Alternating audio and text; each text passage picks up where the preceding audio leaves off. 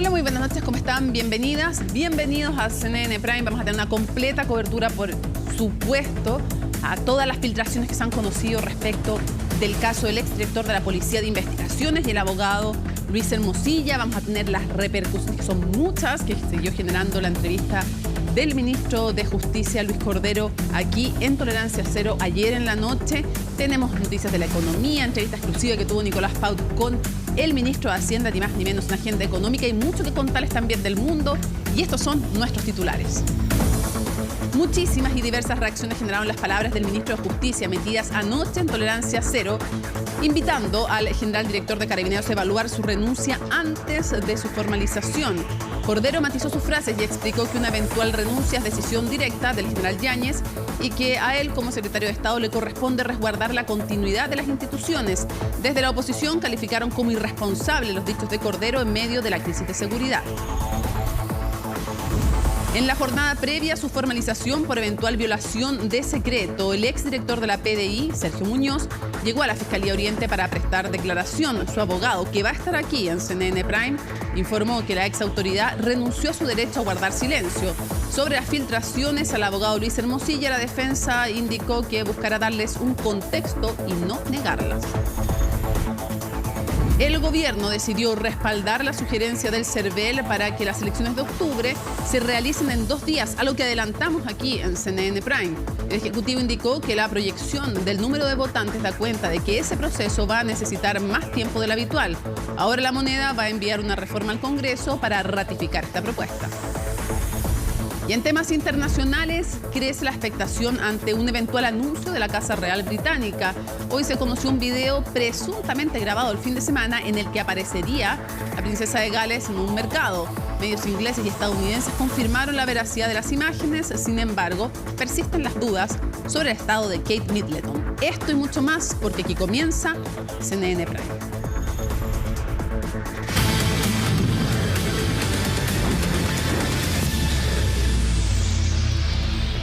Comenzamos con noticias de la economía para contarles que el Producto Interno Bruto sorprendió con un alza de 0,2% en 2023, según informó el Banco Central. Una cifra por sobre las expectativas del mercado que sugería números rojos. Natalia Muñoz nos cuenta.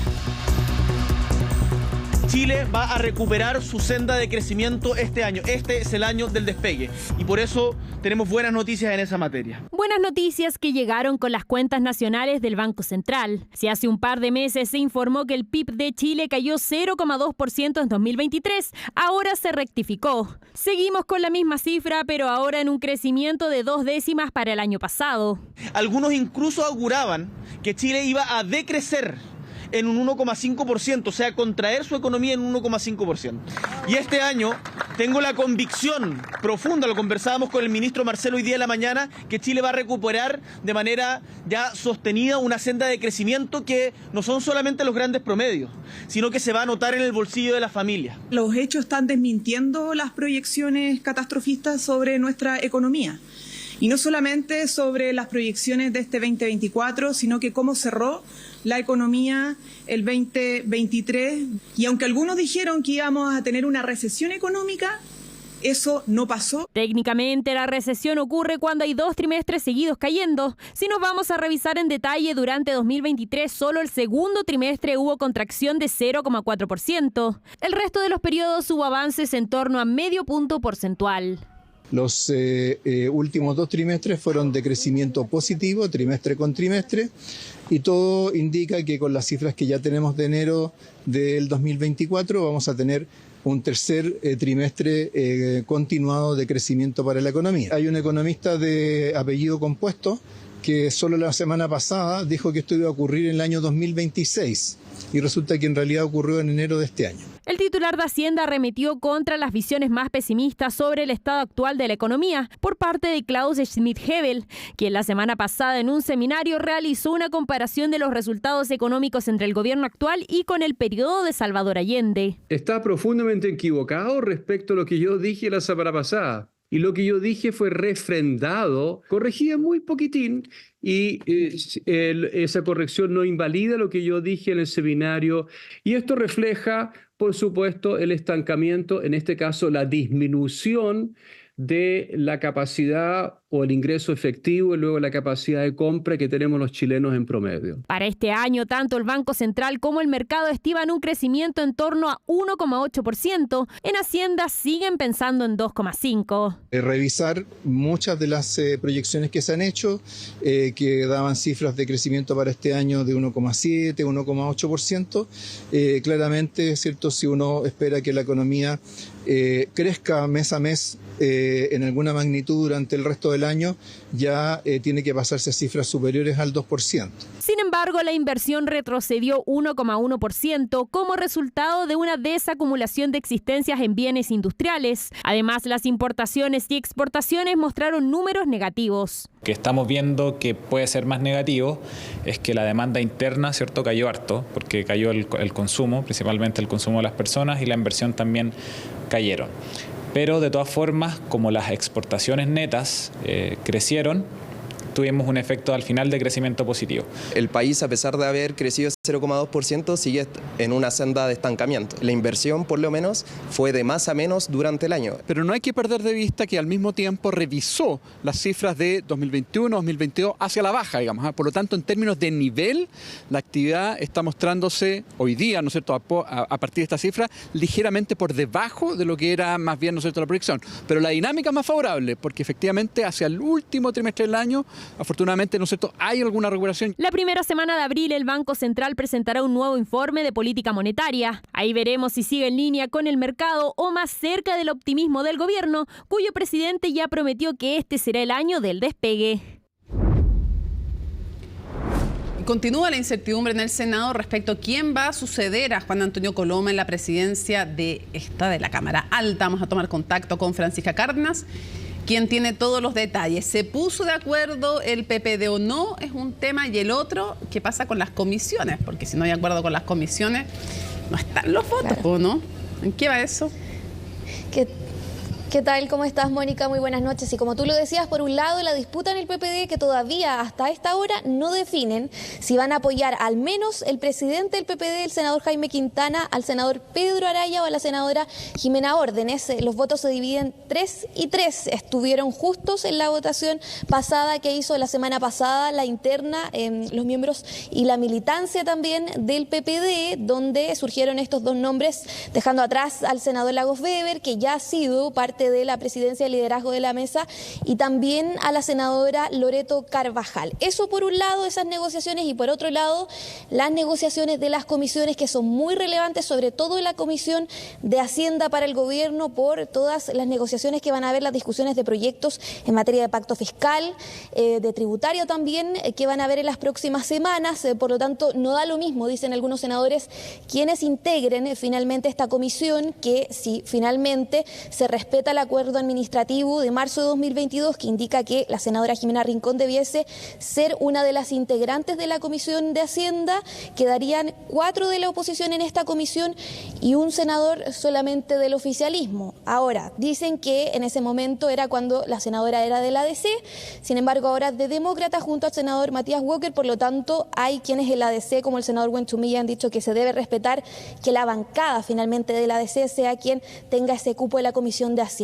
Eso ha tenido efectos en las negociaciones de quién podría presidir la, mesa, esta nueva mesa directiva, quién podría estar ahora luego de la renuncia del senador Juan Antonio Coloma a la presidencia del Senado, y todo está en esas negociaciones porque han dicho en la derecha, al menos en la oposición, que si no se respeta el cupo de la senadora Rincón, van a ponerse de acuerdo para presentar al senador José García Ruminot a la presidencia del Senado. Todo está en veremos y se va a ver también mañana hasta último minuto de la votación, que va a comenzar a las 4 de la tarde en el Senado. Escuchemos parte de las reacciones que han dicho durante esta jornada. Teníamos 4 personas que aspiraban a ese cargo. Hoy día esa lista se reduce solo a 2 y esperamos que en las próximas horas podamos resolver eso y entregar un nombre a a la corporación para que sea elegido o elegida el nuevo presidente el día de mañana y luego conformarse las comisiones y iniciar esta nueva legislatura como corresponde, además cuando hay un conjunto de comisiones que están bastante exigidas con un número relevante de proyectos de ley. La UDI, por lo menos la semana pasada, fue bastante explícita en el sentido de que ellos van a cumplir su palabra. Creo que un partido que ha honrado el acuerdo hasta ahora, que se ha beneficiado de él, no veo que haya razones para tomar distancia de ese acuerdo. Nosotros tenemos un acuerdo y vamos a honrar nuestra palabra.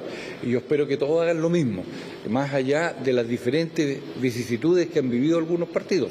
Y debe haber altura de mira para entender que estamos en el Senado de la República, una institución que permite estabilidad también en el funcionamiento de la democracia. De ahí es que los acuerdos son para cumplirlos. Esperamos que la presidencia esté en el partido que corresponde, lo mismo la vicepresidencia, y el resto de las comisiones también queden en función del acuerdo que se estableció ya hace un tiempo.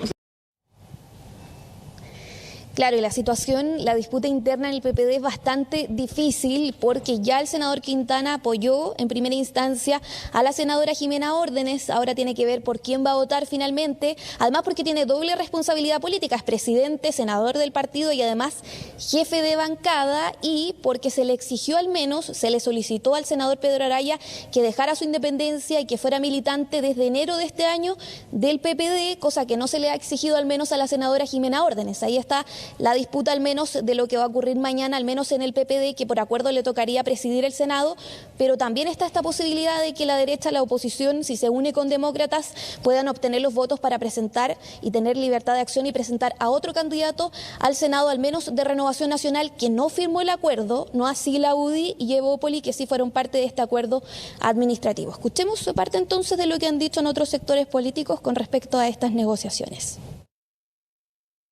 Nosotros cuando suscribimos acuerdos lo hacemos para cumplirlos. Está en la historia de nuestro partido cumplir los acuerdos. Por cierto, si es que desde el frente no se cumplen las responsabilidades propias, es parte también de la naturaleza de los acuerdos. O sea, cada uno es responsable del cumplimiento de sus deberes. Acá hay un acuerdo que está establecido donde hay personas a las que les corresponde integrar ciertas comisiones, hay partidos a los que les corresponde, de acuerdo al orden de ese acuerdo, las presidencias de la corporación y también de las comisiones, y si eso no se cumple íntegramente, por cierto, hay un aforismo jurídico que se dice la mora purga la mora, así que la contraparte está incumpliendo su propia responsabilidad, por cierto hay libertad también para la contraparte de no asumir la propia.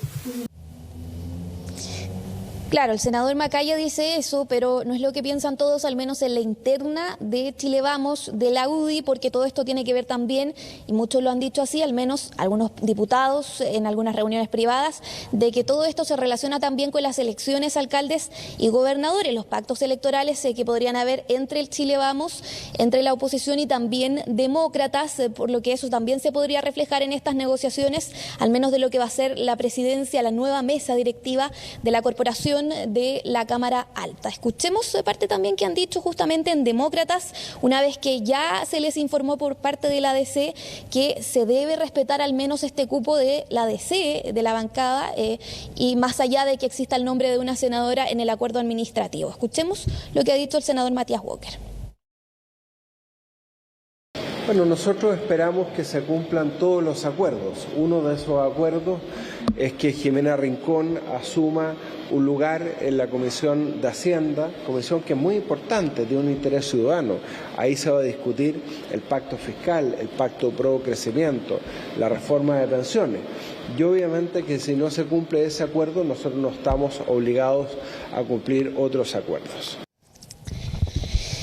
En la votación de mañana, Mónica, se necesita mayoría simple, 26 votos, y hay que tener claro que al menos entre la oposición y entre demócratas ya tendrían 27 votos para poder levantar una nueva candidatura a la presidencia del Senado si es que se llega a quebrar este acuerdo administrativo, si no se dan las negociaciones como se esperan al menos por parte de los senadores. Por otro lado están las definiciones en el PPD que van a informar, todo indica que van a informar mañana de la decisión por qué senador o la senadora Jimena órdenes finalmente se van a decidir, al menos por parte del senador Quintana, que está bastante ahí complicado las definiciones de la interna del PPD, y hay que ver cómo se va a dar mañana esto, pero ojo porque todavía no hay claridad si se van a definir las comisiones primero, antes de la votación de la renuncia de Juan Antonio Coloma, para poder pasar a la votación de un nuevo presidente o presidenta del Senado, o si se van a definir las comisiones después de lo que va a ser esta votación, porque hay senadores como por ejemplo el senador Lagos Weber, que presentó su renuncia a la presidencia de la Comisión de Hacienda la semana pasada, pero se hace efectiva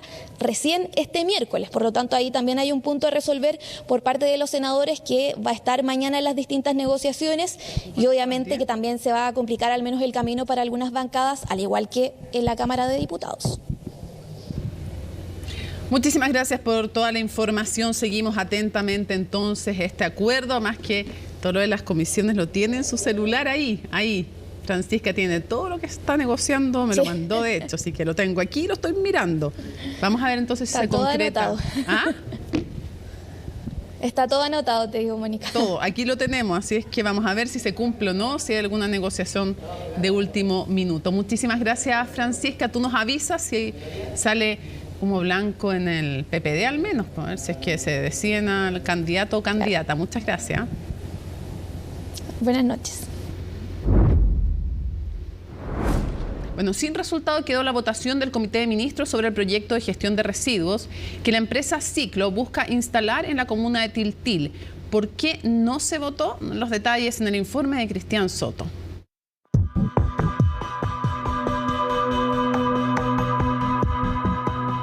Un conflicto que se acarrea desde fines del 2014 por un proyecto presentado por la empresa Ciclo, llamado Centro Integral de Gestión de Residuos Industriales, CIGRI por sus siglas, que se busca instalar en las cercanías de la localidad de Rungue, en Tiltil. Casi 10 años de tramitación han pasado para llegar a la instancia de votación del Comité de Ministros, convocado por el Servicio de Evaluación Ambiental, ocasión que terminó sin resultados, dado que el comité no alcanzó a analizar el proyecto por falta de tiempo. Si el Consejo de Ministros le da luz verde a esta empresa, le va a dar luz verde también al incumplimiento de compromisos, le va a dar luz verde también a continuar y perpetuar una zona de sacrificio como es la comuna de Tiltil, una de las tantas que tiene nuestro país, y va también a determinar la instalación de la empresa número 50 de carácter contaminante en nuestro territorio. Con CIGRI se busca levantar un centro de residuos industriales en la zona centro de Chile para aliviar la carga de los que se encuentran en otras regiones, pero el punto de conflicto es la zona en donde se emplazaría. En Tiltil, zona de sacrificio, los vecinos acusan graves consecuencias por las empresas instaladas en el sector. Aquí nosotros ya estamos cansados ya de la contaminación, que no se puede vivir los olores, en las tardes no se puede tomar once tranquilo, no se puede estar en las moscas, y entonces la contaminación ya no resistimos más ya como comunidad. ¿Sí? Esta sería la empresa 50 de empresas contaminantes, aparte de otras que no son residuos tóxicos, pero seguimos teniendo al frente. Nosotros tenemos todo el día olor a defecación, olor a chanchera.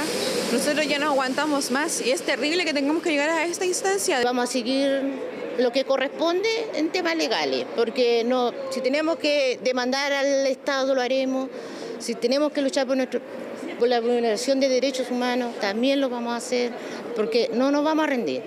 Según un comunicado emitido por el Ministerio del Medio Ambiente, la votación por el proyecto CIGRI quedará para una próxima sesión, la cual podría demorar semanas o meses.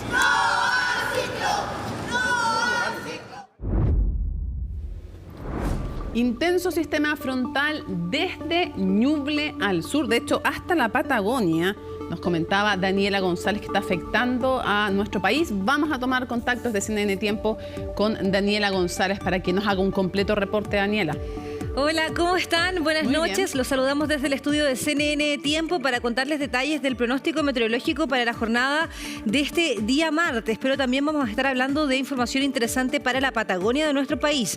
Les comento inmediatamente que hay un sistema frontal que se ve que va a llegar a la zona austral, principalmente a la región de Aysén, y con un río atmosférico que debería ingresar a dicha zona del territorio nacional la madrugada del día martes. ¿Eso qué significa?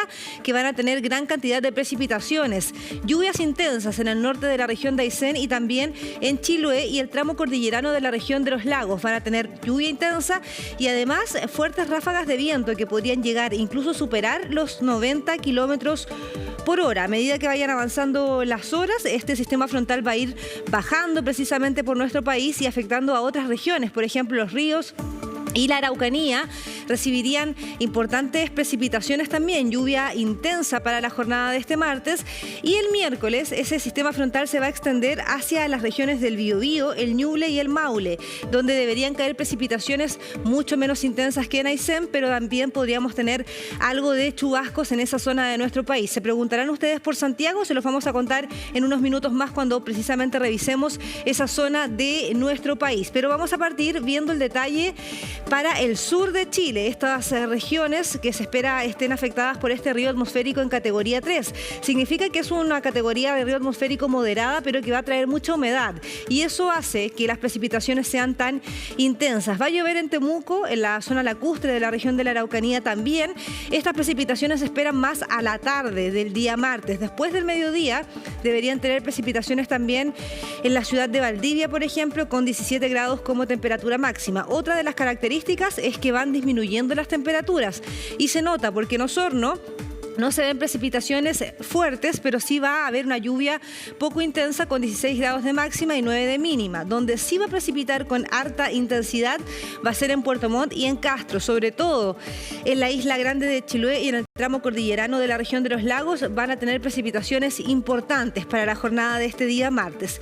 Veamos la zona austral, donde yo les adelantaba también se va a comenzar a vivir este sistema frontal con río atmosférico categoría 3. Bueno, va a ser en la zona norte de la región de Aysén y estamos viendo Puerto Aysén con temperaturas bastante bajas de 12 grados aproximadamente, en Coyhaique 11 será la temperatura máxima, en Chile Chico 12 y en la región de Magallanes, aunque se ve presencia de precipitaciones poco intensas, lo que sí se logra observar son temperaturas que van a la baja. De hecho, Punta Arenas, aunque tendrá nubosidad parcial, llegará a una mínima de solo 2 grados y una máxima de 7 grados. Puerto Williams también tendrá precipitaciones con una mínima de menos 2 grados, así que mucho frío en la Patagonia, por lo menos en la región de Magallanes, y hartas precipitaciones en la región de Aysén, en esta parte del territorio nacional, también para la región de los lagos, pero lluvias que se podrían extender incluso hasta la región del Maule y además de O'Higgins. Vamos a ver la región metropolitana porque todo indica que hay probabilidad de precipitaciones para la jornada del miércoles, pero primero revisamos el martes con temperaturas que van a la baja, sin embargo siguen siendo bastante altas. Ahí en Melipilla 27 grados, en Santiago 27 grados, Puente Alto registrará una temperatura máxima de 28 grados y esa va a ser la constante en la mayoría de las comunas de la región metropolitana. Por ejemplo, en Maipú alcanzarán 29 grados en la tarde y en la zona oriente, en Las Condes, 28 grados marcará el termómetro la jornada de este día martes. ¿Qué pasa el día miércoles? Y es que este sistema frontal que ingresó a la región de Aysén también podría afectar a la región metropolitana a medida que van avanzando las horas y el miércoles vamos a tener temperaturas muy bajas y además probabilidades de precipitaciones. La probabilidad es muy baja, de un 50%, lo que significa es que existe, no debería llover y si es que llegase a llover serían precipitaciones muy débiles. Sin embargo, existe todavía la pequeña probabilidad de que tengamos algo de precipitaciones. Lo que sí es cierto es que tendremos un día frío con solo 21 grados como temperatura máxima y con nubosidad total para la jornada del miércoles. Ya el jueves y el viernes comienza a salir el sol y volvemos a tener temperaturas elevadas acá en la región metropolitana. Así que esa es la información, un sistema frontal con categoría 3 de río atmosférico que va a afectar a gran parte del territorio nacional con intensas precipitaciones y fuertes ráfagas de viento, principalmente en la región de Aysén y en la región de los lagos, pero también se va a extender para otras regiones como Los Ríos, la Araucanía, el Biobío, Ñuble, Maule y O'Higgins también podrían tener precipitaciones a medida que avanzan las horas. Esperamos que esta información les haya servido, por supuesto, para preparar su jornada, sobre todo si es que viven en el sur de nuestro país. Esta información sea útil, ojalá sea así. Muchas gracias por habernos acompañado. Que estén muy bien. Chao.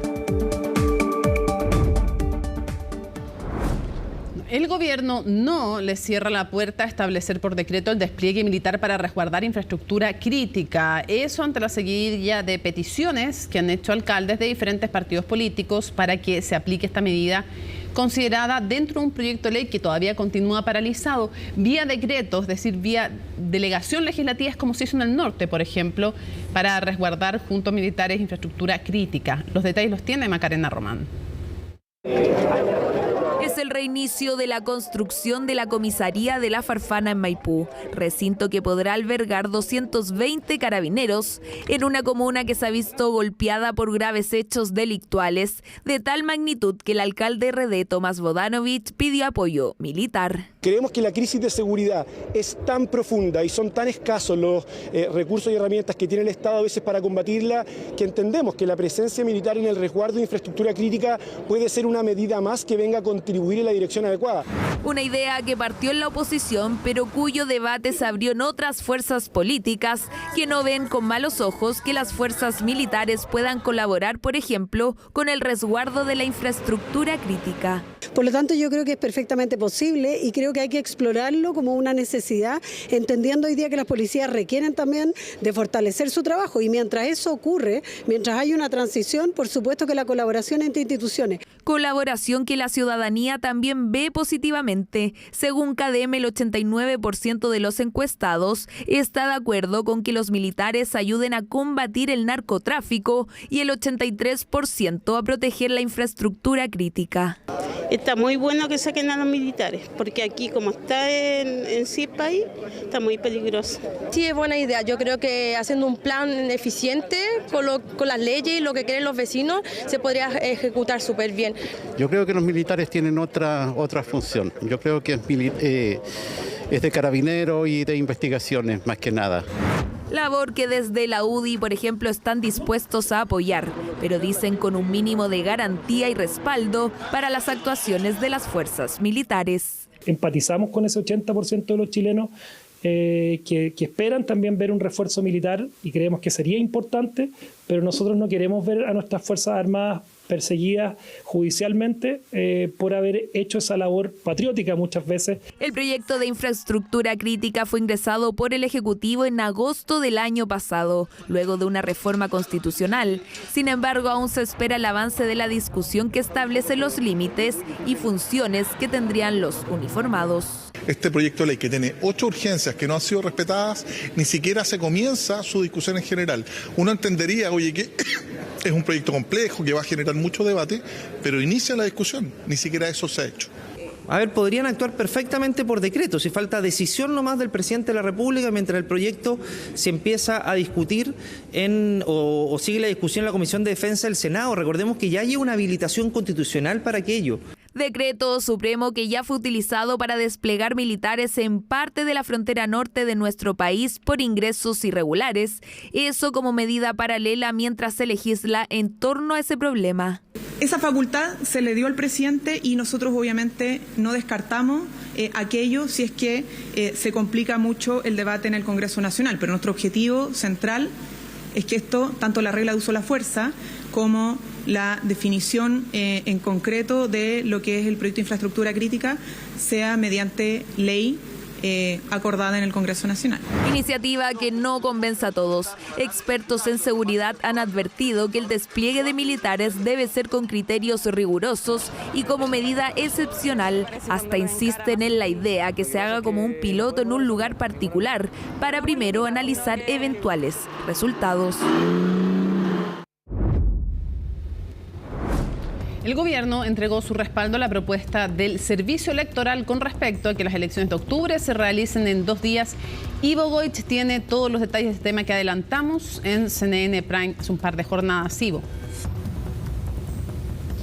¿Cómo están? Muy buenas noches. Una reforma legal es lo que pretende impulsar el Ejecutivo para que las elecciones municipales, de concejales, de cores y también de gobernadores regionales se produzcan en 2 días y no solo en uno, como es hasta ahora el próximo 27 de octubre. Una idea que provino desde el CERVEL, que se presentó hace muchas semanas acá al Ejecutivo, que fue estudiada viendo sus aspectos técnicos y del que se tomó una decisión final, y es impulsar esta idea entonces para que el Congreso lo pueda votar. Más detalles de esto entregó el día de hoy el ministro secretario general de la Presidencia, Álvaro Elizalde. Pasemos a escuchar sus declaraciones.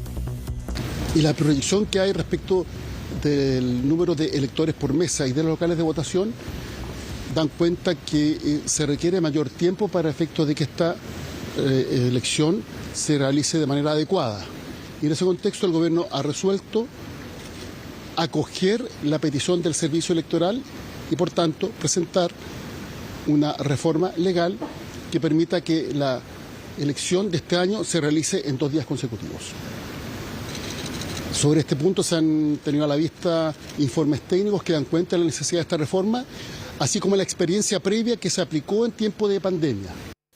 Para el gobierno es de total lógica poder hacerlo en 2 días, teniendo en cuenta la cantidad de votantes y el número de papeletas, como les contaba al principio, y papeletas que no van a ser pequeñas, son papeletas grandes y que, a diferencia de las últimas elecciones que hemos tenido en nuestro país con voto obligatorio, eran plebiscitarias. Es decir, uno entraba muy rápido a la urna, marcaba una opción, cerraba su voto, lo entregaba y se iba. Ahora van a ser 4 con muchísimos candidatos en algunos casos, lo que va a tomar mucho tiempo en una época del año donde ya aumentan las temperaturas, fines de octubre, por supuesto, y temen que puedan colapsar ciertos locales de votación o que las filas se extiendan mucho más allá del horario donde se cierran, que generalmente es las 6 de la tarde, y es por eso poder extenderlo. Hay debate político, efectivamente, acerca de realizarlo, de no realizarlo, cuál es la pertenencia de esto. Quiero que pasemos a escuchar algunas declaraciones a Lautaro Carmona, presidente del Partido Comunista, y a Andrés Longton, diputado de Renovación Nacional. Eso sí, les quiero decir, estas son solo 2 de las visiones, pero ni en la oposición ni en el oficialismo hay completo acuerdo. Hay adherentes y personas en contra en ambos sectores políticos. Escuchamos de parte del CERVEL la incapacidad de llevarla adelante en un solo día, dada la cantidad de gente que con votación obligatoria concurre. Dijimos, si hacen falta 2 días, también hay un camino que es multipliquemos por 2 los recintos electorales. Hagamos primero el ejercicio que demuestre que no es posible.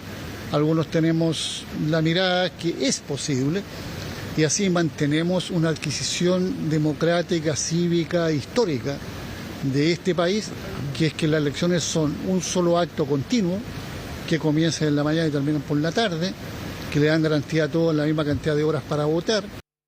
Pero hoy día estamos ante un escenario donde tenemos voto obligatorio, pero tenemos 4 papeletas, a diferencia de lo que ocurrió con los plebiscitos, que era una sola papeleta. Y eso, en definitiva, en un solo día, teniendo voto obligatorio y considerando que las últimas participaciones fueron por sobre el 80%, y con los mismos locales de votación. Por lo tanto, me parece sumamente prudente y que va a incentivar la participación, que esto se haga en 2 días, entendiendo que ya se realizó y que las urnas fueron debidamente resguardadas por personal de las Fuerzas Armadas, y por lo tanto me parece que aquello no corre ningún tipo de riesgo. Por el contrario, va a incentivar la participación, que es precisamente lo que queremos. Hay, eso sí, varios grupos que se sienten perjudicados con que esto se haga en 2 días. Uno de ellos, con quien pudimos conversar el día de hoy, tiene que ver con la Asociación de Municipios Rurales. Hablamos con Jaime Escudero, el presidente de esta asociación y también alcalde de la comuna de Pirque, quien decía que generalmente las comunas rurales son muy perjudicadas los días de votación, sobre todo por los temas de transporte. Quedan muy alejados, muchas veces se interrumpen efectivamente estos circuitos. Tienen que hacer trabajar por 2 al personal municipal, a estar alerta, por supuesto, también a los lugares donde se realizan estos escrutinios, y es por eso que ellos dicen que ojalá se pueda hacer solamente en un día. Y hay otro gremio muy preocupado, el gastronómico, el de los eventos también, que dicen, con un día ya nos vemos perjudicados, con 2 días, con los restaurantes cerrados, con el comercio que no puede abrir al ser feriados irrenunciables, están pidiendo que quizás se hagan 2 días, pero bajando las restricciones características en periodos de votación en nuestro país. Pasemos a escuchar las declaraciones de Jaime Escudero, representante de la Asociación de Municipios Rurales, y también de Máximo Picayo, el presidente de Achiga. Muy preocupados por esta decisión del servicio electoral de seguir insistiendo en que las votaciones sean en 2 días. Me parece que es hablar de una improvisación total. Yo me imagino si el CERVEL se atreve a hacer esto en las presidenciales o las parlamentarias. No, somos siempre los conejillos de India, las municipales. Y es más, el mundo rural jamás, el mundo rural una vez más queda desplazado. Hoy día no tenemos locomoción. Yo le preguntaría al ministro de Transporte si nos va a poner locomoción cuando hoy día nuestros vecinos y vecinas pierden sus trabajos, no tienen cómo salir de sus casas por no tener locomoción. Nuestra recomendación es tener más locales de votación y tener más cantidad de mesas por sector.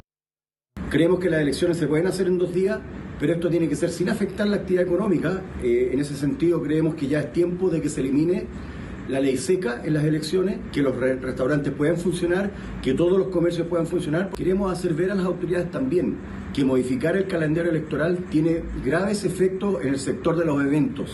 Los eventos se organizan con mucha anticipación y no es llegar y modificar la fecha a última hora. Hay muchos eventos que se hacen incluso con un año de anticipación. Bueno, ahí lo veíamos, una discusión que está bastante debatida, donde hay adherentes y hay posiciones en contra de esto. Será finalmente el Congreso quien lo resuelva, al menos ya hay desde el Ejecutivo esta posibilidad y esta voluntad de impulsar que las próximas votaciones este año, a realizarse en el mes de octubre, de alcaldes, concejales, cores y también de gobernadores regionales, se produzca en 2 días. Veremos cómo influye en el debate también las distintas posiciones en el Parlamento de nuestro país. Le agradecemos a Ivo Bogoich por toda la información. Muy buenas noches, Ivo. Una entrevista con Tolerancia Cero, el ministro de Justicia, Luis Cordero, en lo que ha sido la noticia política de la jornada, sugirió al general director de Carabineros evaluar su renuncia y antes de ser formalizado por una causa del estallido social. La Moneda descartó que haya un cambio de postura, como acusó la oposición, y reiteró que hay un punto de inflexión sobre su permanencia en el cargo. La nota es de Estefanía Bustamante. Las miradas se estrecharon en la máxima autoridad de Carabineros, más aún cuando el general director se hizo presente en el reinicio de obras de una comisaría en Maipú, actividad que tenía otro telón de fondo. ¡General! ¡Presidente! ¿Va a mantener al general director al cargo? Una pregunta que se instaló tras la salida del ahora exdirector de la PDI, investigado por el caso Hermosilla, que al ser notificado de su formalización dejó su cargo. No así el general Yáñez, que tiene fecha para enfrentar un proceso similar para el próximo 7 de mayo, fecha que el ministro de Justicia, en entrevista con Tolerancia Cero, fijó como un plazo. ¿Tiene que dejar su cargo el general Yáñez? Yo lo que el gobierno ha señalado, y en particular yo lo que he dicho a propósito de esa fecha, y yo voy a referirme a lo que en particular yo he señalado, es que también es un acto de responsabilidad de la autoridad que está involucrada en tomar una decisión que proteja ¿Usted esperaría que dejara su cargo? ¿Quiere presentar la renuncia? Yo esperaría que el director general evaluara su renuncia. Sugerencia que no sorprendió a la Moneda, pero sí a varios sectores políticos que pidieron diferenciar los casos de ambas autoridades policiales. Algunos acusaron un cambio de criterio del gobierno que, estando al tanto de la formalización desde el 3 de enero, no había sugerido su renuncia. El gobierno ya ha manifestado una política para ejercer la autoridad que es en tanto formalizado. No da lugar, digamos, que pueda seguir ostentando una tarea de esa dimensión. Mezclar ambas cosas en un momento de tanta dificultad, donde nuestras instituciones tienen que estar concentradas en combatir el crimen organizado y la corrupción, nos parece lamentable. Estamos llegando como país a un momento muy difícil y doloroso. O acá el ministro cometió una irresponsabilidad inentendible, perjudicando de esta forma y entregándole la decisión a Carabinero, una cosa completamente inaudita, o hay información que nosotros desconocemos. Consciente de las dudas que había dejado su respuesta, el ministro aprovechó su visita a la Comisión de Constitución del Senado para abordar las críticas que planteó particularmente la derecha, que le pidió respaldar al general de Carabineros. Lo que esencialmente el Ejecutivo ha transmitido es esta idea que las instituciones son más relevantes que las personas, y por una razón extremadamente simple. Uno no puede personalizar el ejercicio de los cargos, y sobre todo y especialmente cuando uno aborda los temas de seguridad. No nos vamos a adelantar a aquello, pero sí es un momento crítico, porque lo que nos interesa, en primer lugar, independientemente, insisto, de las evaluaciones personales, es que la institución no tenga ningún obstáculo. Por eso insisten desde el gobierno en que no hubo cambio de criterios sobre el llamado punto de inflexión, que significa tener a altas autoridades bajo investigación. Eso aun cuando hay otras declaraciones que contrastan con el plazo límite fijado por el Ejecutivo. En el momento que se dé la formalización y que la justicia determine si finalmente va a establecer algún una formalización realmente o alguna pena asociada, vamos a tomar una decisión en ese momento. Audiencia donde se prevén 5 días de formalización, donde también se le comunicarán los cargos al ex general director Mario Rosas y al ex subdirector Diego Olate, mientras que en la otra causa por delitos de lesa humanidad quedó sin efecto la revisión del sobreseimiento a Yáñez. Por lo tanto, es deseable que esa decisión se tome antes de la formalización. Lo deseable es proteger a las instituciones. ¿Y eso es antes de la formalización? Lo deseable es proteger a las instituciones. El ministro de Justicia dejó clara la postura de la moneda a 50 días de que ocurra la formalización del general director de Carabineros. En ese plazo, Ricardo Yáñez fue instado a evaluar su permanencia en el cargo, que culmina oficialmente en octubre. Es bien importante aclarar además que en la entrevista en Tolerancia Cero le preguntamos específicamente y que le parecería que deje la institución o deje su cargo después de la formalización, porque supone que después de la formalización era el punto de inflexión, y el ministro de Justicia dice antes, que lo evalúe antes. Si hay una manifestación de una postura diferente, a lo menos de lo que se había dicho al respecto, y no solamente dijo eso el ministro de Justicia, sino que además reveló que el gobierno había instado al ahora exdirector de la Policía de Investigaciones a presentar su renuncia, que fue parte entonces también importante de las hartas declaraciones que están en nuestro sitio web. Está la entrevista completa al ministro de Justicia y que es parte de lo que dio que hablar durante esta jornada y que sigue generando repercusiones y reacciones también de parte de la oposición y también de parte del oficialismo, porque básicamente el decir que sería deseable que pensara sobre su renuncia antes de la formalización, que además revelara aquello de que instaron al exdirector de la Policía de Investigaciones a renunciar. No es que él presentó libremente su renuncia espontáneamente, digo. Y lo otro muy importante también es que señaló en la entrevista, sus palabras fueron: esto está recién comenzando, cuando le preguntamos si podían haber nuevas e importantes revelaciones en los peritajes tanto del teléfono del exdirector, que son varios de hecho los que se incautaron, los pendrive, el computador del exdirector de la Policía de Investigaciones y del celular del abogado Hermosilla, y hemos visto efectivamente nuevas revelaciones, entre otras, dos de la tercera, que tienen que ver con gestiones hechas por un cargo en Interpol al que aspiraba el ahora exdirector a través del canciller Alamán, que le habría se le habría pedido a Hermosilla que le reenviara aquello al entonces canciller, y también lo que tenía que ver con otro tipo de gestiones de parte del ahora exdirector de la Policía de Investigaciones. Por lo tanto, claro, cobran sentido las palabras del ministro de Justicia, que sostiene que esto está recién comenzando. Le preguntamos si podían haber más declaraciones o revelaciones respecto, por ejemplo, de temas que tengan que ver con el Poder Judicial, y esa fue la frase: esto está recién empezando. Hoy día también conocemos a través de la tercera, hace un par de horas, un informe que le remite al abogado Hermosilla, un informe que hizo la PDI después del triunfo del actual gobierno, que es un análisis del Frente Amplio y de los intereses o énfasis que tendría respecto de distintos campos del delito el actual gobierno. Así es que todavía queda mucho por saber. Vamos a seguir analizando este tema porque el exdirector de la Policía de Investigaciones, Sergio Muñoz, compareció ante el Ministerio Público un día antes de su formalización por el caso Audio. Mañana lo formalizan.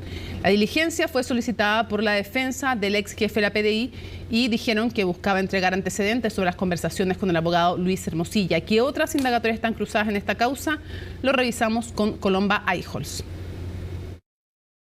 En la jornada previa a su formalización por eventual violación de secreto, el exdirector de la PDI, Sergio Muñoz, acudió a la Fiscalía Oriente, ubicada en la comuna de Las Condes, para entregar mayores antecedentes de las conversaciones que mantuvo con el influyente abogado Luis Hermosilla. El ex jefe de la institución policial, quien será imputado en el marco del caso Audios, declaró ante el Ministerio Público a petición de su defensa para dar señal de colaboración a la investigación. Vamos a aportar todos los antecedentes que se nos pidan, vamos a renunciar al derecho a guardar silencio y a su vez vamos a confrontar los datos que se nos exhiban con todos aquellos que sean necesarios. Hay hechos objetivos en esta causa, hechos que en definitiva lo que cabe más que negarlos es explicarlos, fijarle un contexto, señalar el momento y condiciones que estos se produjeron. La investigación da cuenta de traspasos de información reservada sobre casos públicos, entre los que destacan la compra-venta de la minera Dominga, la que entonces complicaba al presidente Sebastián Piñera, la causa que tiene procesado al anterior director general de la PDI, Héctor Espinosa, por uso de fondos reservados, la indagatoria judicial por eventual intervención para beneficiar al casino Enjoy y los que implican a los exalcaldes Raúl Torrealba y Felipe Guevara en casos de corrupción. Según el historial de mensajes obtenidos a través de pericias al teléfono de Hermosilla, las conversaciones se desarrollaban así. Caso Casino Enjoy, decreto 77, que lleva al fiscal Javier Armendáriz. El día de mañana será citado mediante correo electrónico y eventualmente por teléfono don José Francisco Moreno Guzmán para que concurra a la Brigada Anticorrupción a prestar declaración en calidad de testigo en una fecha próxima, día a que coordine con él para conocer cuál fue su intervención en la elaboración, tramitación y promulgación del decreto supremo 77. Gracias, Sergio. Moreno Guzmán fue subsecretario de Hacienda y es sobrino de Jaime Guzmán. La filtración de antecedentes reservados a Luis Hermosilla comenzó a ocurrir apenas 13 días después de que el exdirector de la PDI asumiera el cargo en junio de 2021. Desde entonces, el ex jefe policial le enviaba al abogado implicado en el denominado caso Audios los requerimientos de la Fiscalía, información sobre citaciones a declarar y los antecedentes de indagatorias que funcionarios debían pesquisar. Es muy probable que existan otras personas involucradas en los antecedentes que fueron revelados al análisis de esta evidencia que fue incautada. Por lo tanto, es posible pensar que más adelante, durante el curso de la investigación, nos encontremos con nuevas personas que puedan ser citadas a la investigación. Investigación cuyo plazo fijará el tribunal una vez que finalice la formalización del exdirector Sergio Muñoz, la que comenzará este martes a las 9 de la mañana en el Centro de Justicia por delitos reiterados de violación de secreto y de infracción a la ley de lavado de activos. Son hechos gravísimos que investigaciones reservadas pierdan ese carácter en favor de personas, por supuesto, con determinados niveles de poder. Todo esto justifica sin duda que la Fiscalía solicite una medida cautelar de prisión preventiva en contra del imputado. La razón por la cual es relevante verificar si hay afectación o no de investigaciones es que la penalidad en el caso de la violación de secretos cambia si hay afectación o no a la causa pública, pero eso es un asunto que le corresponde verificar al Ministerio Público. Asunto que el Ministerio Público podrá esclarecer a través de pericias que se realicen en el marco de esta indagatoria. Si los antecedentes se mantienen en el teléfono del exdirector, el informe podría llegar a recabar abundante información, como lo fue en el caso de Hermosilla, donde se obtuvieron 700.000 páginas de conversaciones que este último mantuvo. Aquí lo complicado es que esto sabemos dónde está empezando, pero no sabemos hasta dónde llega, no sabemos todas las conversaciones que no quedaron registradas, todas las conversaciones de WhatsApp, o con cuánta gente más estuvo hablando, él u otras personas de su círculo o de la institución. Esperamos que esta investigación llegue hasta las últimas consecuencias, porque no puede quedar la sensación en nuestro país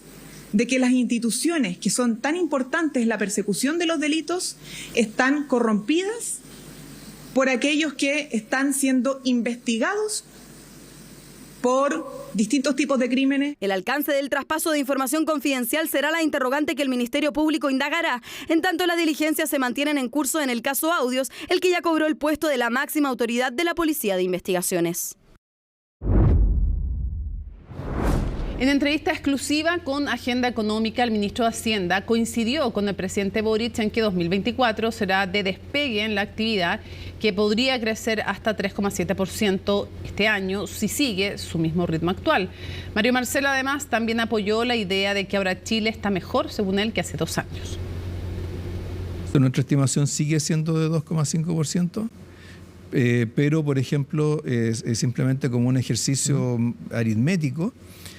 Si la economía siguiera creciendo mes a mes al mismo ritmo que lo hizo en los 7 meses hasta enero del 2024, estaríamos creciendo más de 3%, estaríamos creciendo 3,7%. Todavía hay que hacer muchas cosas más para asegurar que este despegue sea lo más sólido posible. En términos generales, también en términos de empleo, porque esa frase del presidente, también de la ministra del Interior, a muchos le hizo ruido. Por eso le pregunto en términos completos, si estamos realmente mejor como país que hace 2 años. O sea, en términos de escenario macroeconómico, no me cabe la menor duda de que estamos mejor que hace 2 años atrás. O sea, hace 2 años atrás...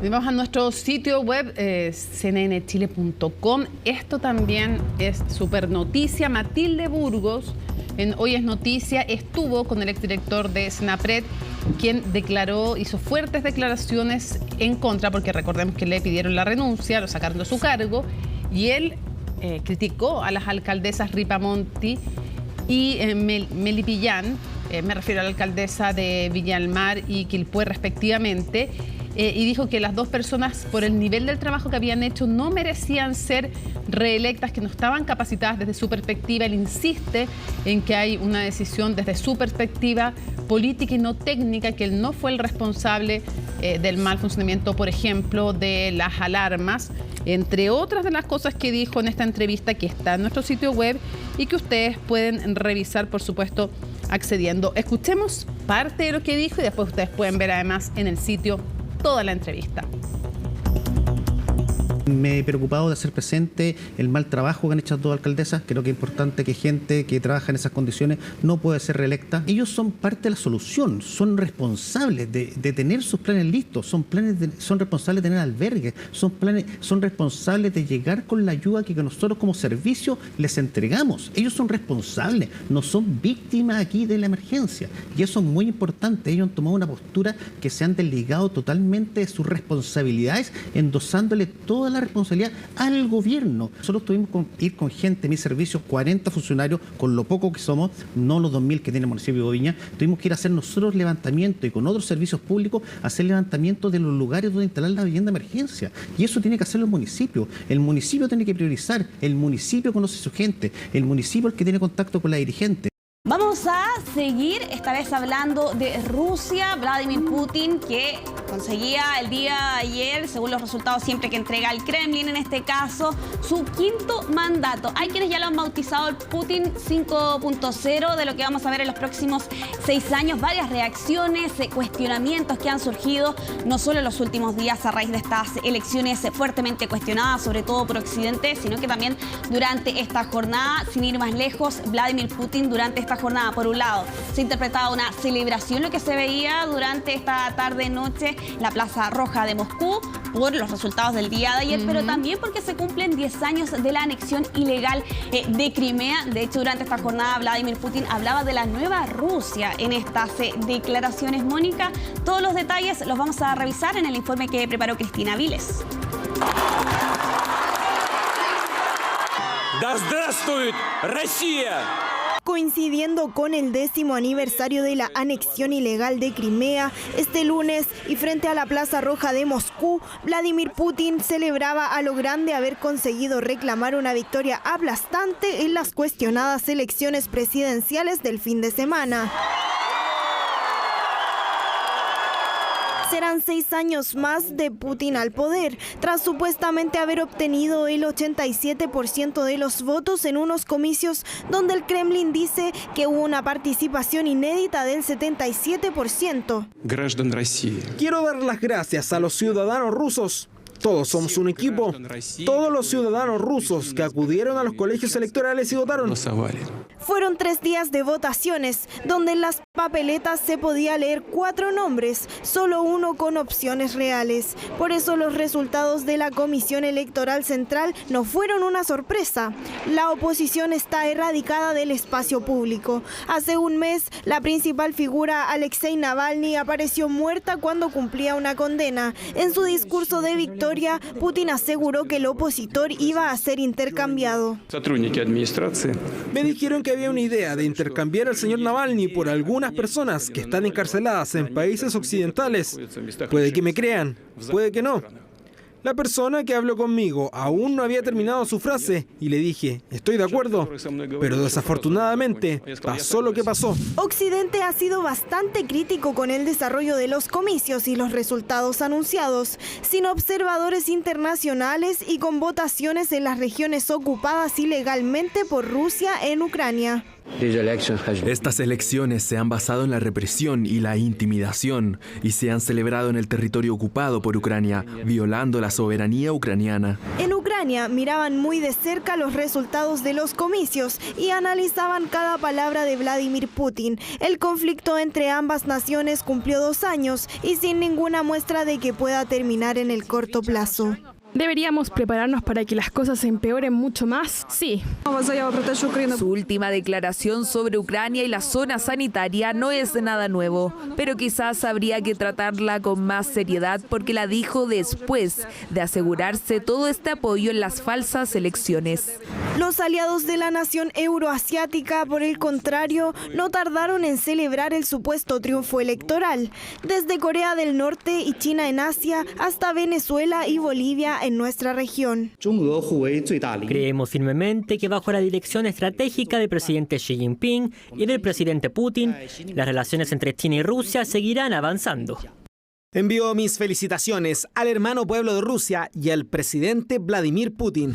Así, Putin consigue aferrarse al poder hasta mínimo 2030, logrando consolidarse así como uno de los presidentes que más tiempo se mantendrá al mando del Kremlin, comparado incluso con Stalin. Una modificación en la Constitución le permitirá incluso una cuarta reelección consecutiva para dirigir el país hasta el 2036. Todo el sistema político que fue construido durante los últimos 20 años prácticamente prohíbe de tal o cual manera en cualquier tipo de oposición a las autoridades.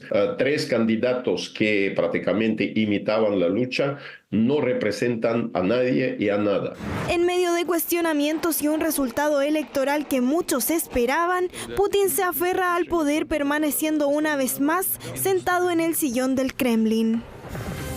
Bueno, vamos a cambiar de tema, Mónica. Vamos a cruzar la cordillera para hablar de Argentina y las manifestaciones que se registraban durante esta mañana en varios puntos del país. Para entender las más recientes protestas, hay que también tener en cuenta el contexto de los comedores populares que existen en Argentina. Y que es, de hecho, esa la situación que llevaba a miles de personas a salir a las calles en diferentes puntos de la nación vecina, pero sobre todo en los alrededores que permiten el ingreso a la ciudad de Buenos Aires. Hay que tener en cuenta aquí que desde que Javier Milei asumió, ha comenzado a reducir las ayudas a estos comedores porque lo que están buscando, dicen, es reformular el sistema en el que se entrega las ayudas para evitar los intermediarios que justamente trabajan en estos comedores populares. Y eso ha llevado a que un número importante de ellos vean reducido evidentemente los ingresos en alimentos, sobre todo en estos últimos 2 meses. Se trata de 5 millones de personas que dependen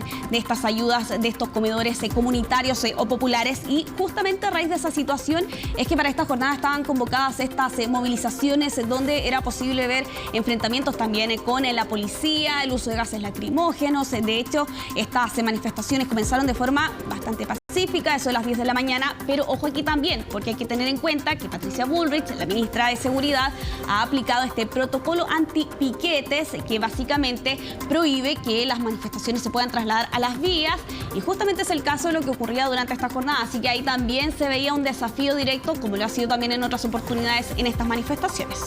Perfecto. Vamos a finalizar esta revisión internacional hablando de la última obra de Banksy, que ha sido confirmada por este propio artista, ya lo hemos mencionado también en otras oportunidades, y lo que ustedes están viendo allí en pantalla eran registros de esta jornada en el norte de Londres, donde los habitantes de este barrio amanecieron con esa pared pintada de verde y empezaron a surgir varias especulaciones sobre quién era el artista y si es que efectivamente se trataba de Banksy, este artista muy reconocido, pero que vive en el anonimato, y pues bien fue confirmado horas posteriores a través de su cuenta de Instagram, donde podemos ver este mural con pintura verde en uno de estos muros blancos, que además es un barrio complejo en el norte de Londres, y donde por lo demás está este árbol completamente podado. Aquí los análisis que se han hecho respecto a esta obra, Mónica, apuntan, hay quienes señalan a que muy presuntamente Banksy pudo haber pasado por este lugar o se pudo haber enterado de la presencia de este árbol completamente podado cuando el hemisferio norte está a puertas de entrar a la primavera, entonces quiso reflejar más bien justamente la crisis climática con esta obra. Perfecto. Terminamos entonces.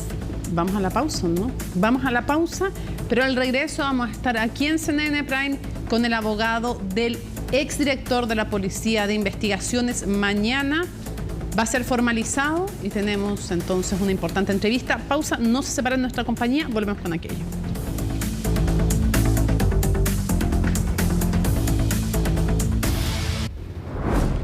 Bueno, ya declaró, tuvo una primera declaración el exdirector de la Policía de Investigaciones, Sergio Muñoz, y vamos a conversar justamente con su abogado Juan Carlos Manríquez. Muchísimas gracias por acompañarnos. Buenas noches, muchas gracias, Mónica, una vez más, gusto en estar con ustedes. A ver, primero quisiera preguntarle cómo se declara su defendido, inocente o culpable. Eso es muy aproximado, diría hoy día, ¿no? Un poquito prematuro, porque hay que conocer primero los hechos y luego discutirlos. Lo importante es que hoy el señor Muñoz compareció ante la fiscal jefe, su equipo.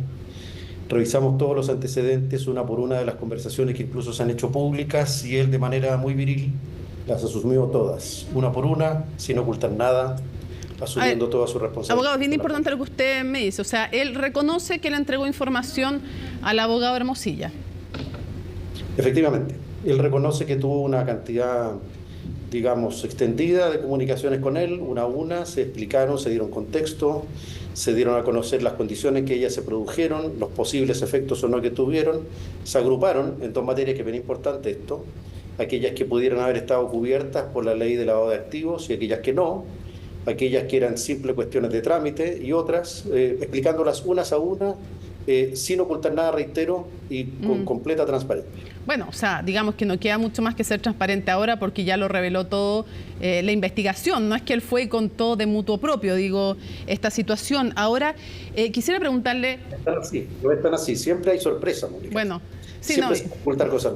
Seguimos teniendo hasta esta hora, lamentable, malas sorpresas, hasta esta hora seguimos teniendo de información que sigue apareciendo. Lleno de sorpresas un poco extrañas. No, sí, que sigue apareciendo respecto de su defendido.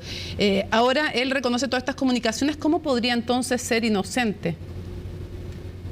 Porque en definitiva la calificación le cabe a los jueces. Si le hiciéramos nosotros, los abogados, los periodistas, en general los políticos... Yo le pregunto cómo se declara él. No habría cárcel posible. No, pues no, si yo sé que es el... A nadie. No, abogado, si yo entiendo que el juez es el que dictamina, pero yo no me refiero de cómo se declara él, cómo él podría autocalificarse de inocente si ya ha reconocido que tuvo todas estas comunicaciones y que entregó todos estos antecedentes de investigaciones, varias de las cuales, de hecho dos de las cuales eran respecto al lavado de activos que tienen una doble protección, por decirlo en lenguaje menos judicial, porque tiene una protección especial el secreto de esas investigaciones. ¿Cómo podría no ser culpable, no declararse él culpable de eventuales delitos?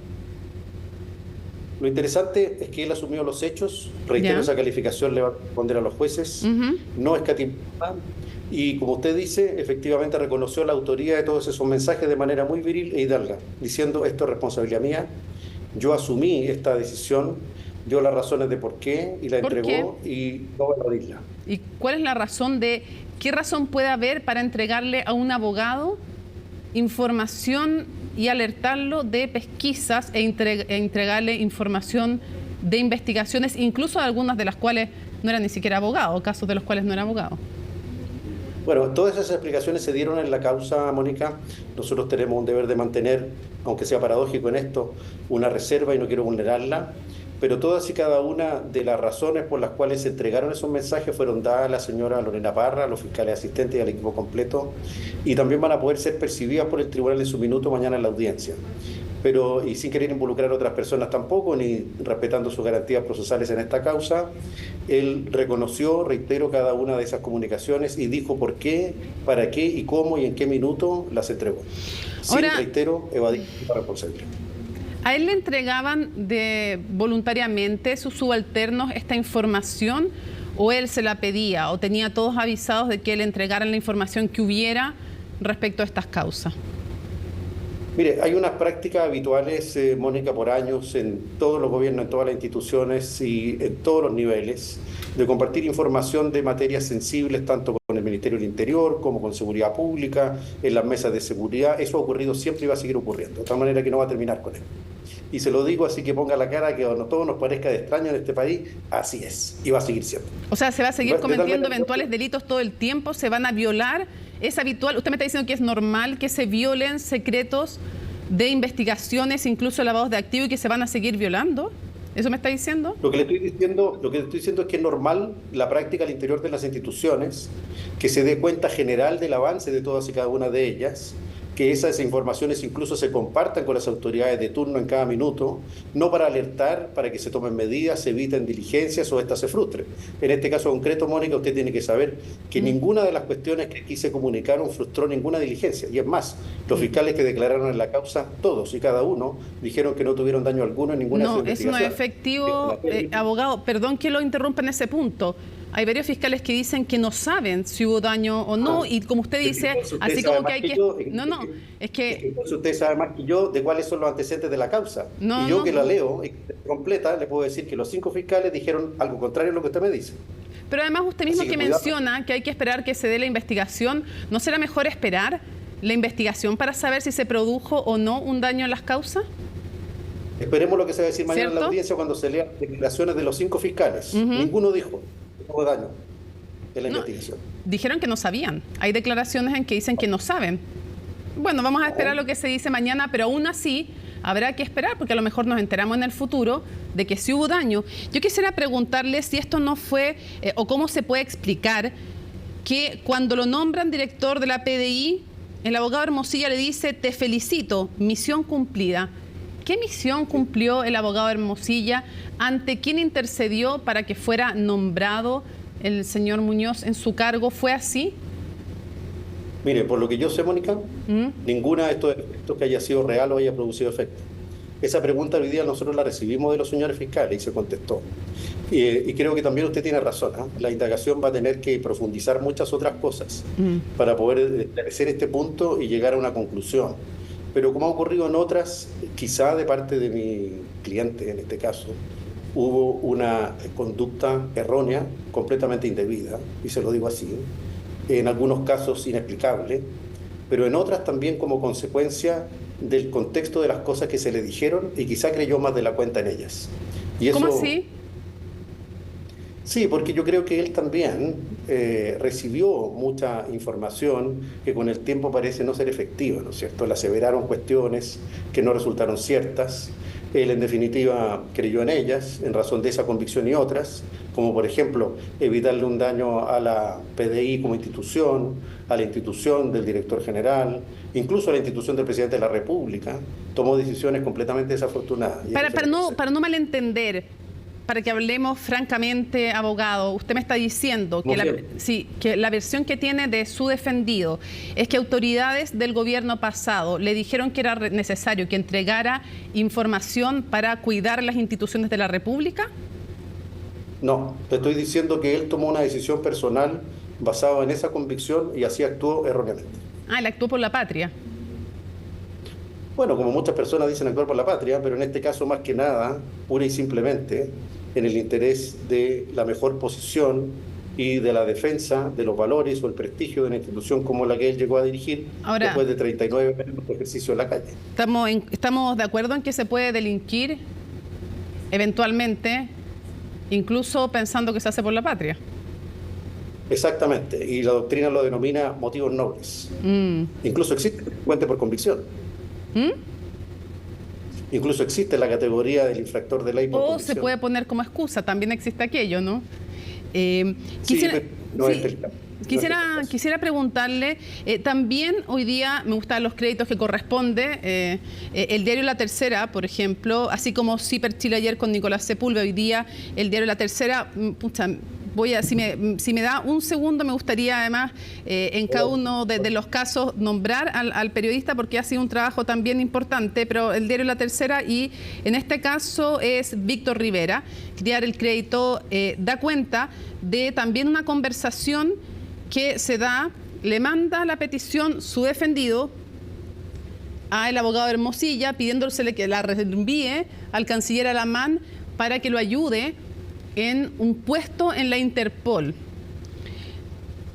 Está eso, está la misión cumplida de cuando asumió, pero primero vayamos con lo de Interpol. ¿Se produjeron finalmente esas gestiones en su favor? Lamentablemente, tengo que decirle que la mayoría no resultó. La mayoría no tuvo ningún efecto. No. Fueron meras, pero es que seamos rigurosos. Yo no le pregunto si tuvieron efecto y resultaron las gestiones. Yo lo que le pregunto es, ¿intentaron ayudar al señor Muñoz desde el pasado gobierno para que llegara a la Interpol? Vamos a ese caso concreto, que es muy bueno. Resulta que cada gobierno de turno, cualquiera, es tarea de la Cancillería enviar esas cartas a Interpol porque es una política institucional dentro de la diplomacia policial. Y eso significa que todas las cancillerías y todos los gobiernos envían esta carta de apoyo. Y esa carta de apoyo estaba tomando más tiempo. Entonces lo que hace el señor Muñoz, en este convencimiento inapropiado que yo le he dicho y le he reconocido, es que la conversación con el abogado le dice, oye, está esto pendiente, ve si esto se puede apurar. Y efectivamente esa gestión que él le solicita estaba dentro de la política institucional de la Cancillería, porque esa carta sí o sí iba a tener que ser enviada por el canciller, fuera Lamán o fuera cualquier otro. Está bien, pero no es habitual que se le pida de parte de un director de investigaciones que le pida a un abogado que interceda ante el canciller. Pero habría que ver quién lo hizo en otros procesos, en otros periodos, con quién y antes y a quién se lo solicitaron, Mónica, si esto es usual. Incluso, mire, los mismos países... Usual no es apropiado necesariamente, ¿no? En las nominaciones de Naciones Unidas para las Cortes Internacionales, para los organismos internacionales, eso no es motivo de escándalo, eso ocurre todos los días y a cada rato en la política. La pregunta es si justamente se produce el misión cumplida cuando es nombrado en el cargo. Justamente después se piden estas gestiones para tener el cargo en la Interpol y después se produce el traspaso de información que tenía que ver con casos que no eran de Hermosilla, pero sí relacionados a autoridades o exautoridades del exgobierno. ¿No fue un pago por estas gestiones el traspasar esta información? Porque ahí podríamos estar hablando eventualmente de cohecho. Eventualmente. No fue un pago. ¿No? Se hizo esa pregunta, se confrontó la cronología y el tema es otro. El tema, y reitero, en esto hay que ser muy riguroso y muy cuidadoso. Al señor Muñoz se le dijo, también por otras personas, incluida la persona que usted refiere, que se detentaba cierto cargo en representación de ciertas personas o a cargo de ciertas causas. Y según los titulares de esas causas, eso no resultó efectivo. Eso no era efectivo. No entendí, perdón si yo lo estoy escuchando mal, pero no le entendí la explicación. ¿Quién le dijo qué al señor Muñoz?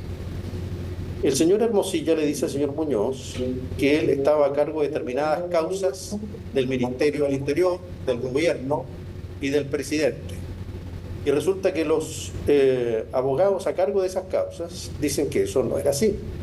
Entonces, en ese convencimiento, el señor Muñoz actúa en el interés de, como él le explicó a los fiscales, su principal preocupación era que determinadas instituciones no sufrieran más daño, para que quien recibiera la información viera qué es lo que pudiera hacer con ella. Si eso es así, eso será materia de la investigación. Ya, pero ¿qué diferencia había que fuera abogado o no fuera abogado? O sea, Hermosilla me dice usted, le mintió, según usted, Hermosilla le mintió y le dijo, yo soy abogado en todas estas causas.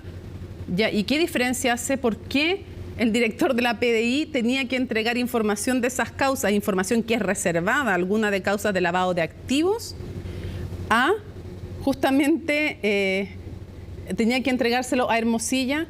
O sea, ¿cuándo se ha visto? ¿Cuándo ha sido? O sea, ¿por qué ayudaría a las instituciones? Al contrario, debilita a las instituciones el filtrar información de causas sensibles, impide la pesquisa. Hagamos una precisión ahí, mire.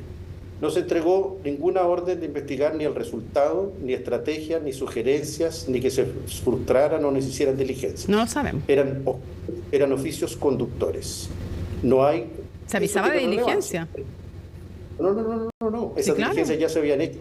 No, Mónica. Estaban concordadas por los abogados en fechas, días y horas en conocimiento de los fiscales respectivos. Nada se hizo sin desconocimiento de ellos. Yo se lo puedo decir porque conozco al revés al derecho a la carpeta, pero con todo detalle.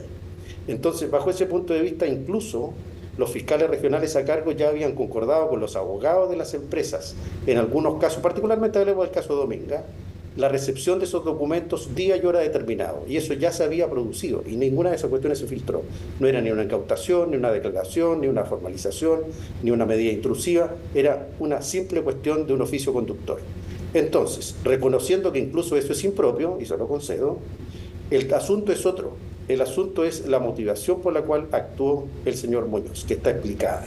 Y el autor de aquellas palabras, misión cumplida, ¿no es cierto? Y esas no es el señor Muñoz, así que esa explicación tiene que dar la otra. No, pero de vuelta hay agradecimientos también, y el que pide las gestiones para Interpol sí es su cliente, y de nuevo, según lo que revela CIPER, según lo que se revela, sí hubo adelantamiento de documentos que se iban a pedir.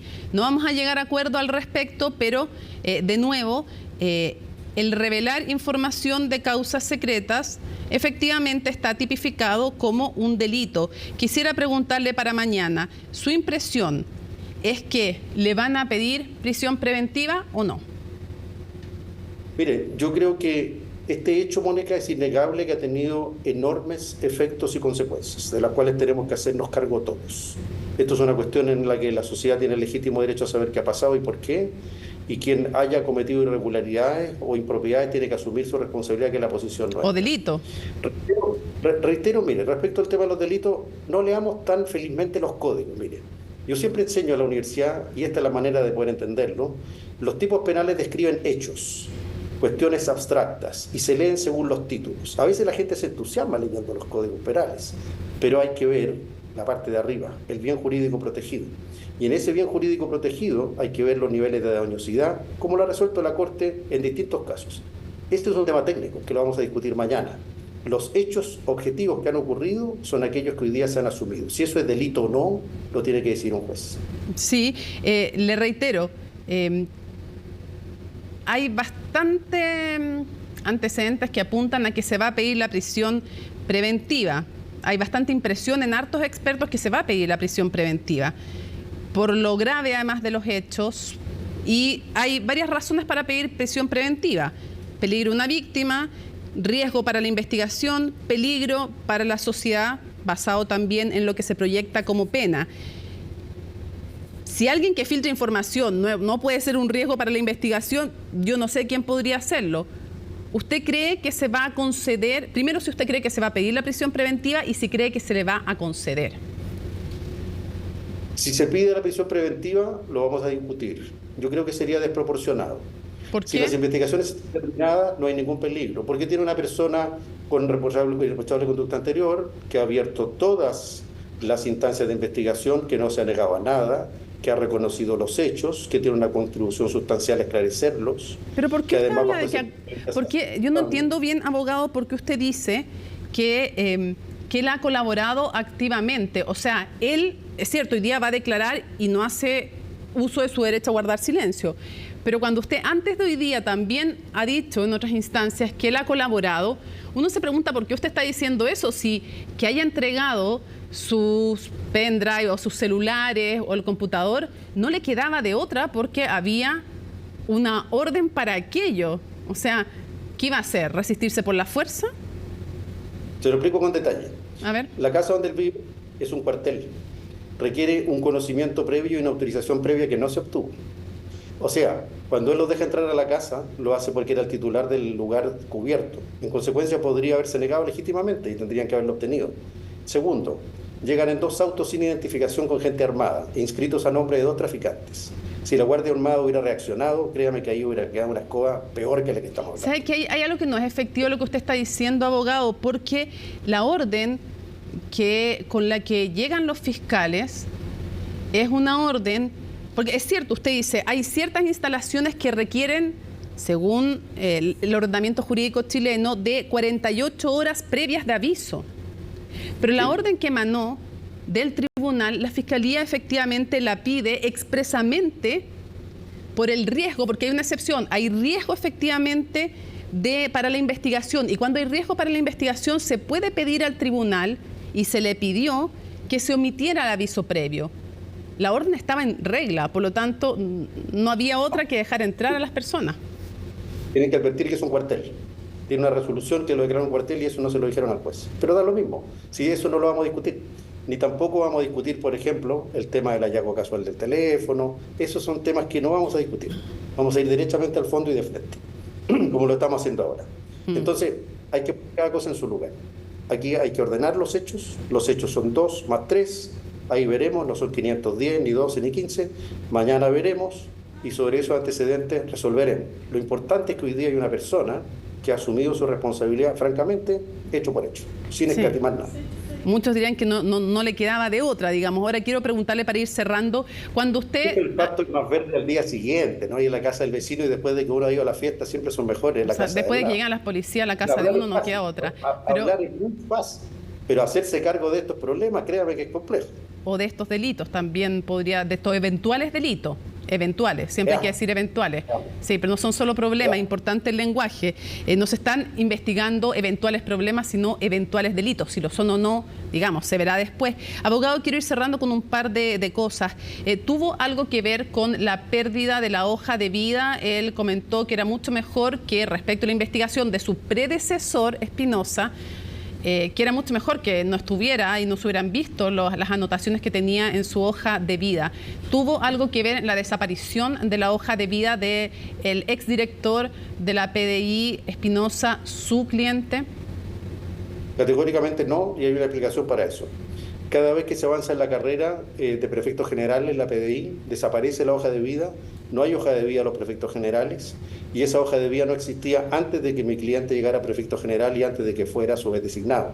De tal manera que cuando él dice eso, y lo explica hoy día, se refiere a un rumor general que existía dentro de la institución, pero él no vio ni conoció nunca esa hoja porque ya no existía, ni podía haber tenido acceso por su grado.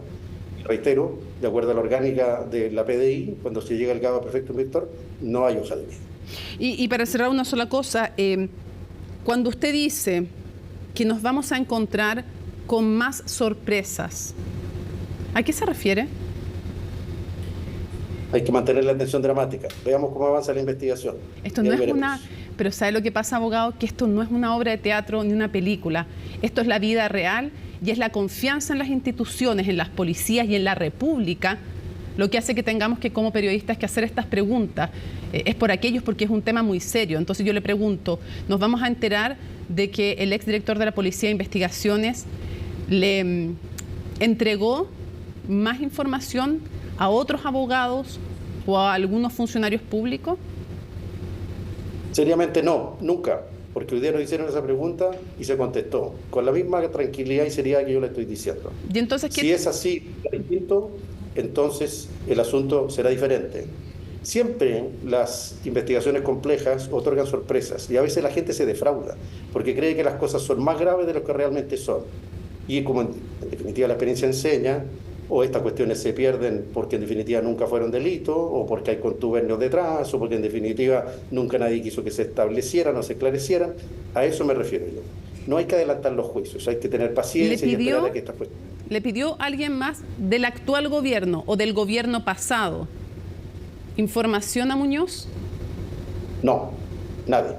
Cierro haciéndole el punto de que tanto la violación del secreto ordinario del artículo 246 del Código Penal, como la violación del secreto que tiene que ver con causas de lavado de activos de la ley 19.913, el artículo 31, son efectivamente los delitos por los que se investiga a su representado, y efectivamente son conductas que tendrá que ver finalmente la justicia, pero eventualmente sí han sido sancionadas en el pasado y son constitutivas eventualmente de delito. Esos delitos existen. De eso se trata la investigación y por eso estamos trabajando. Sí, y si alguien reconoce haber entregado toda esta información, cuesta entender por qué a su juicio no podría ser delito aquello. Porque hay que estudiar teoría del delito y los delitos tienen dos partes, elementos objetivos y elementos subjetivos, y eso lo tienen que valorar los jueces. Así es, pero de igual manera son causas sensibles, son causas reservadas, y vamos a ver quién tiene la razón, si usted o finalmente como abogado defensor o la fiscalía, es algo que van a zanjar finalmente los tribunales. No me va a contar entonces las sorpresas que usted cree que nos podemos encontrar. Lo importante, Mónica, es que la razón la tenga la justicia y que Chile viva un poco más tranquilo como ha estado el último tiempo. Sí, es que no lo deja más tranquilo con esta comentario velado que hace usted, que nos vamos a encontrar con más sorpresas. Las investigaciones penales son así, son sorpresivas. Sí, pero pareciera que usted maneja otros antecedentes. Volveremos a conversar, siempre es un gusto hablar con usted. Abogado, muchas gracias, que tenga muy buenas noches. Muy buenas noches. Mónica querida, acaba de terminar hace poco el sorteo de la Copa Sudamericana y de la Copa Libertadores. ¿Sí? Todo lo pueden ver ustedes en nuestra página cnnchile.com, pero les adelanto que Colo-Colo va a jugar con el campeón vigente, con Fluminense, con Cerro Porteño y con Alianza Lima. Y el debut va a ser de local en la Monumental entre el 2 y el 4 de abril con los paraguayos, con Cerro Porteño. Y el Palestino con Flamengo. Y Palestino con Flamengo, que no es menor. En Copa Sudamericana está Coquimbo con Racing. O sea, pero en realidad todo lo pueden revisar con detalle, con fecha, con el cronograma en cnnchile.com. En un ratito más va a estar la entrevista al abogado del exdirector de la Policía de Investigación. Fantástico, muy buena entrevista, te felicito. Muchas gracias. Sí. Nos despedimos entonces, muchas gracias Rodrigo por toda la información. Por supuesto, que estés muy bien. Tú también. Bueno, importantísimo entonces, termina CNN Prime, viene CNN Tiempo y lunes, ¿saben lo que viene también? Aquí se debate, pues como cada lunes, alcaldes al ruedo, comienza ya la campaña, vamos a tener a la alcaldesa de Las Condes, al alcalde de La Reina, al alcalde de Renca, a la alcaldesa de La Pintana, debatiendo sobre seguridad, pero también evidentemente sobre las declaraciones ayer en tolerancia cero del ministro de Justicia, Luis Cordero, sugiriéndole que evalúe su renuncia antes de la formalización al general Yáñez, general director de Carabineros. Así es que promete ese debate. Nos vamos rápidamente para allá, para aquello, y si no hay tiempo, por supuesto. No se lo vayan a perder. Y después, don Fernando Paulsen en Última Mirada. Lunes 18 de marzo, así estuvo nuestro país y el mundo. Somos CNN Chile. Buenas noches.